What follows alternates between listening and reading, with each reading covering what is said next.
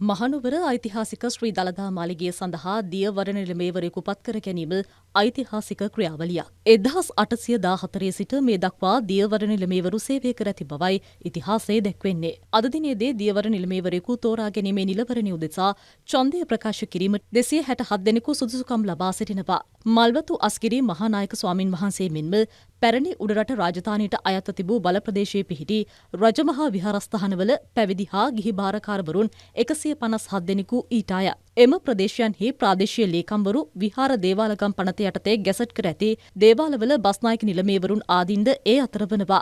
මෙවර දියවරණ නිලමේ දුරේ සඳහා 7 දෙනෙකු තරඟ වදිනවා. වැඩබලන දියවරණ නිලමේ ප්‍රදීප් නිලංගදෑල මහනුවර කතරගම මහා දේවාලයේ හා පස්ගම ශ්‍රී නාථ දේවාලයේ බස්නායක නිලමේ දමින්ද බණ්ඩාර උඩුරාවන මහතාද ඊට අයත්. මහනුවර ශ්‍රී නාථ දේවාලයේ සහ ඇම්බැක්ක ශ්‍රී කතරගම දේවාලයේ බස්නායක නිලමේ AWS බණ්ඩාරනායක පේරාදෙණිය විශ්වවිද්‍යාලයේ කළමනාකරණ පීඨයේ ව්‍යාපාර මූල්‍ය දෙපාර්තමේන්තුවේ මහාචාර්ය තිලක් සුබසිංහ පේරාදෙණිය විශ්වවිද්‍යාලයේ විද්‍යාවේදී උපාධිධාරියෙකු වන ගාමිණී කළුහෙන්දිවල විශ්‍රාමික පොලිස් නිලධාරියෙකු හා ව්‍යාපාරිකයෙකු වන බදුල්ල සෝනුත්තර රජමහා විහාරයේ සතර මහා දේවාලයේ මහා නිලමේ රොෂාන් ප්‍රියදර්ශන සහ විශ්‍රාමික යුද හමුදා කර්නල්වරයෙකු වන නන්ද මඩුකල්ලේ සෙසු තරඟකරුවන් වනවා.